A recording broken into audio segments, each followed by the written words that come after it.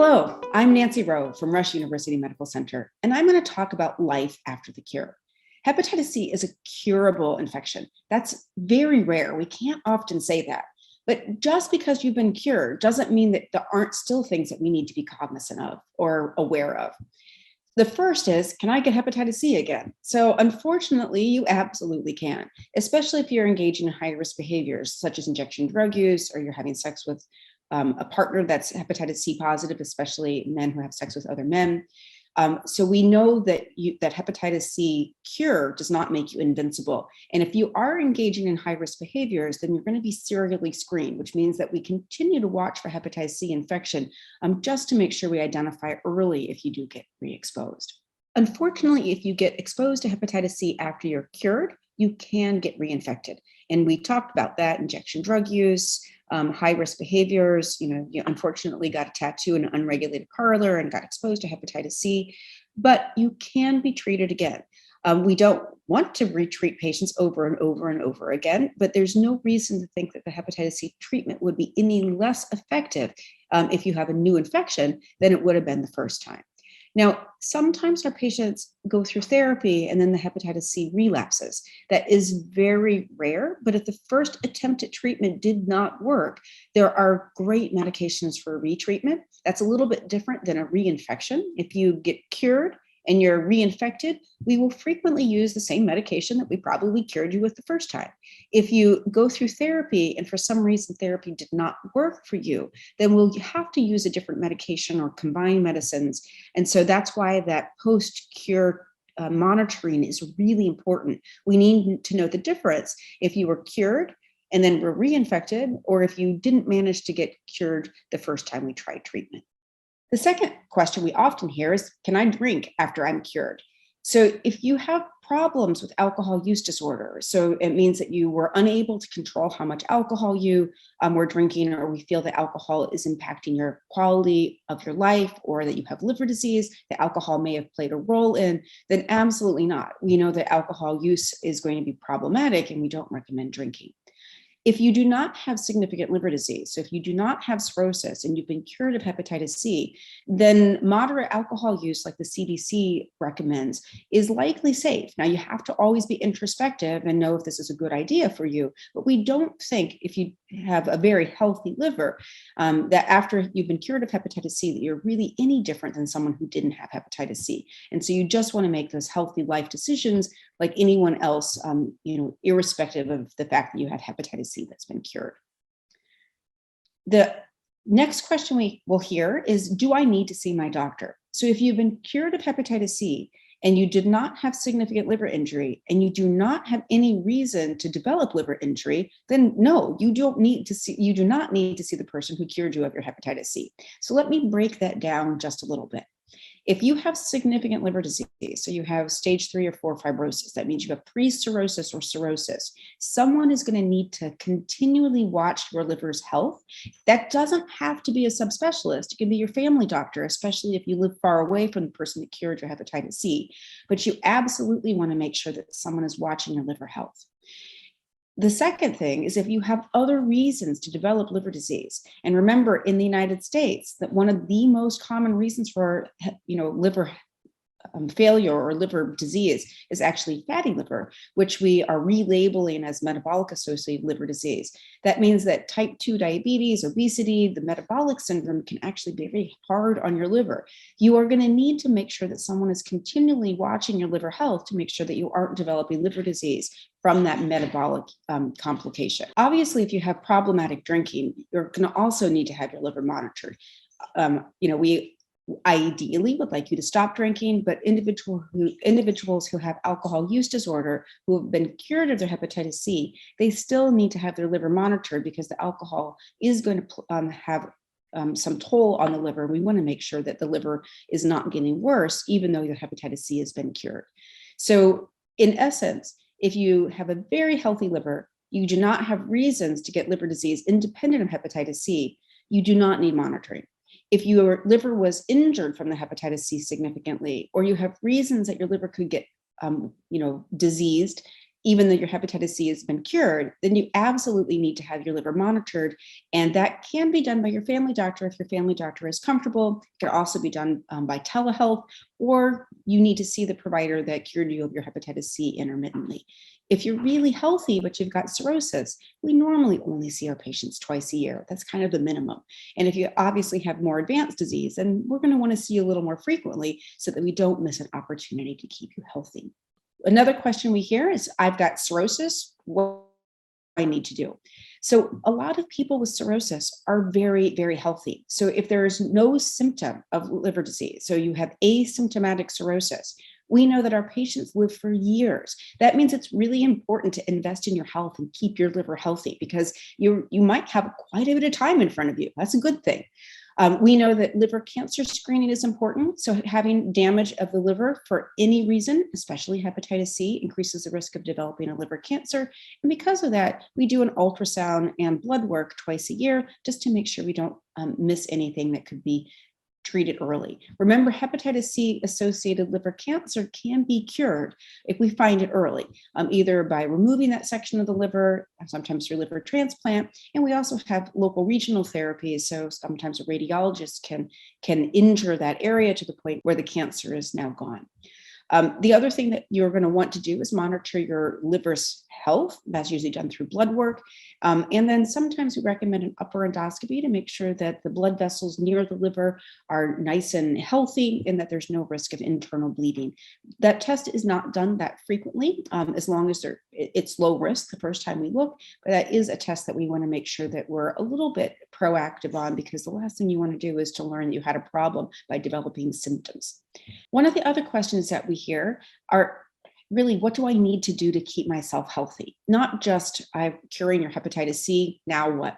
And there are a lot of things that are really important. Most of them are going to be general health, oriented, things that everyone should be doing, such as controlling your diabetes if you're diabetic, avoiding developing diabetes if you know that that's a risk factor in your family. How do you avoid diabetes? By, making sure that you see your doctor so that things are screened, your blood work, also regular exercise, trying to, control, your weight and your lifestyle, eat that low carbohydrate, higher protein, Mediterranean-like diet, avoiding significant alcohol use, and then smoking cessation. Smoking is really hard on the liver. Everyone thinks of smoking and lung disease, but smoking is really universally hard on the body. And so you want to do your very best to not smoke. One of the other questions that we hear is, how should I feel? Well, a lot of people who have hepatitis C don't have any symptoms. And so curing your hepatitis C really might not make you feel that different.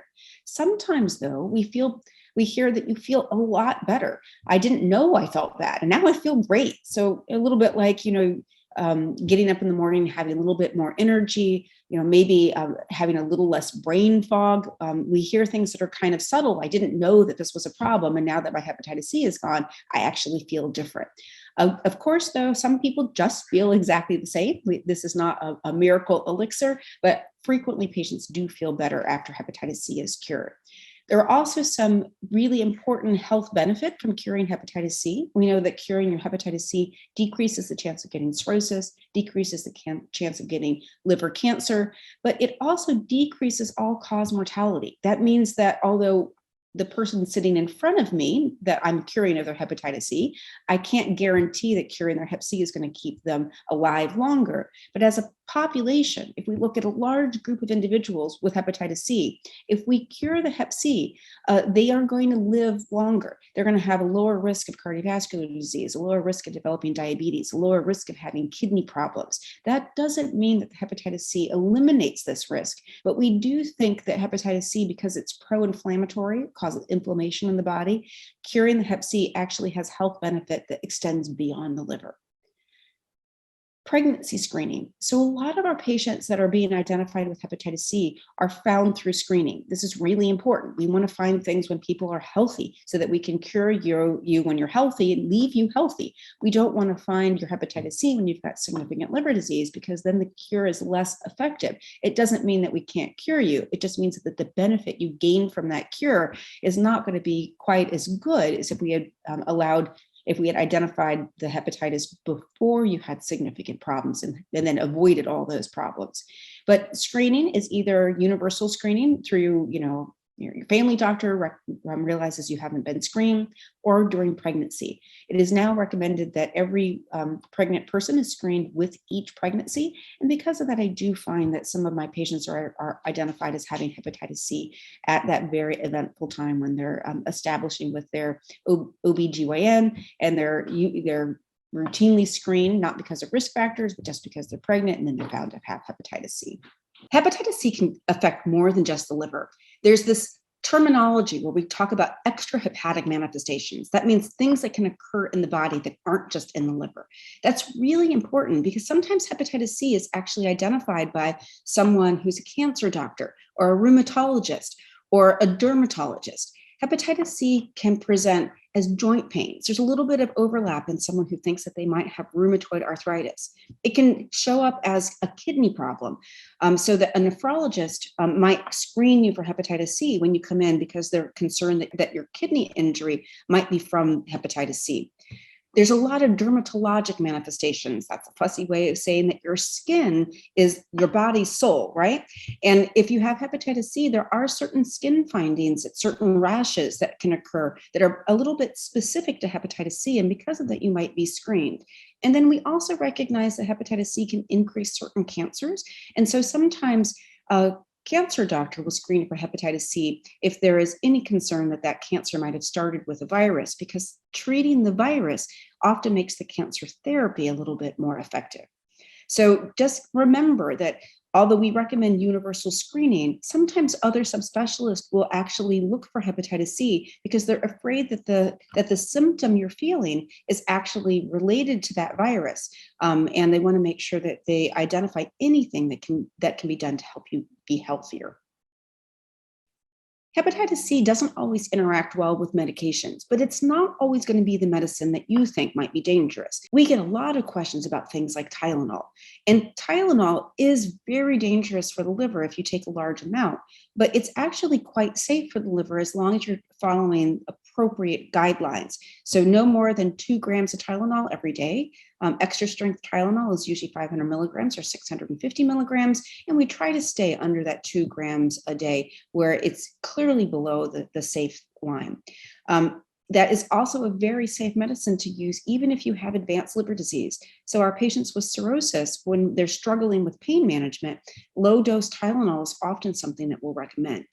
Now, if you do not have advanced liver disease, ibuprofen is also very appropriate. But in our patients that have cirrhosis, we avoid ibuprofen because it affects the blood flow to the kidneys. So it increases the risk that they might have kidney problems. And do remember that ibuprofen can be a little bit hard on the stomach. And so you want to make sure that if you have a risk for ulcers or you're having stomach problems, that you're careful with ibuprofen.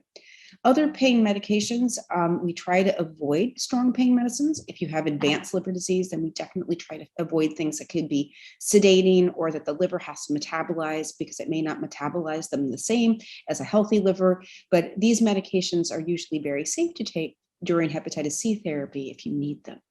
Now, it's always important to talk about any medication, whether it's an herbal medicine, something you can buy over the counter with your physician, especially if you are on hepatitis C therapy, because some of our herbal medications, especially like St. John's wort, will actually interact with other medications. Remember, your liver is metabolizing everything. And if you throw a wrench into that metabolism, it changes the way that it can metabolize other medications. So it's just a way of reminding us that everything in our body has to interact. And sometimes those interactions are quite safe, but sometimes they can be dangerous. And you always want to talk to your provider about anything new that you're taking or anything that might be of concern.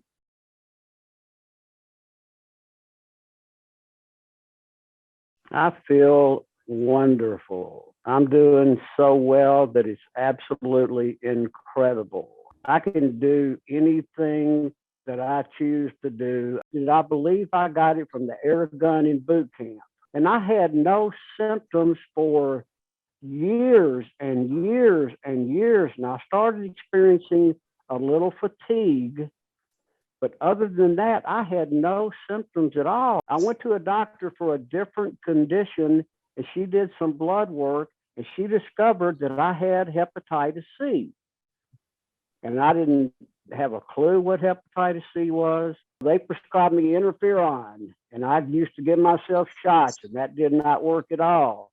Then they did interferon, that did not work. My emotions got totally out of whack. I felt almost out of control emotionally. I'm a miracle many times over. We do anything and everything we want to do. We do a lot of traveling. The message is to be tested for hepatitis C, because once again, I had zero symptoms for probably 25 years. No symptoms at all. But I had this condition. I got it from the air gun in boot camp. They used to use air guns to give us inoculations in boot camp, and that's where I believe I contracted it. I would hone in on people being tested, because it is a condition that you have and you don't have a clue that you have it. It's the silent killer. So testing is key.